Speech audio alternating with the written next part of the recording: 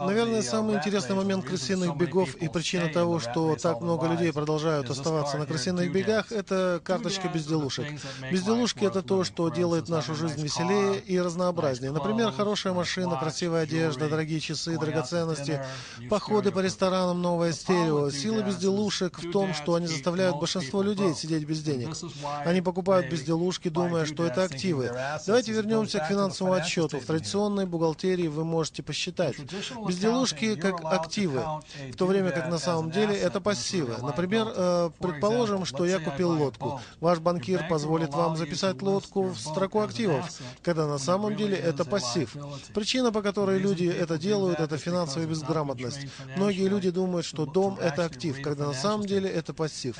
Так что, когда ваш банкир говорит вам, что дом — это актив, то он вас обманывает. Он просто не объясняет вам, что такое активы. На самом деле ваш дом — это актив вашего банка.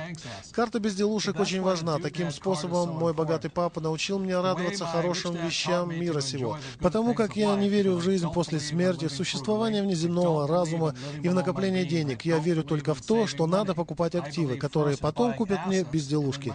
Так делал мой богатый папа. Обычные люди покупают сначала безделушки и никогда не оставляют деньги на то, чтобы купить активы. Например, несколько лет назад я хотел купить новый Porsche. Мне надо было накопить $50 000 наличными. Но вместо того, чтобы купить Porsche за наличные, я купил кое-какую недвижимость. И эта недвижимость создала для меня денежный поток, который потом позволил мне купить Porsche.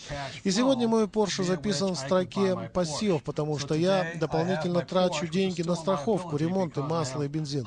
Но в то же время у меня есть моя недвижимость, которая принесла мне много больше, чем $50 000. Таким способом вы можете приобрести все безделушки, которые захотите. Все самые чудесные вещи мира. Все, что вам нужно делать, это покупать активы сначала, а безделушки потом. Это путь к богатству и хорошей жизни. Я не верю в жизнь после смерти, в существование внеземного разума и в то, что можно отказываться от чудесных вещей, которые мне предлагает жизнь. Если вы хотите собственную лодку, купите ее себе. Но сперва купите активы, а потом они купят вам лодку. Это секрет, как стать богатым и получить все безделушки, о которых вы мечтаете.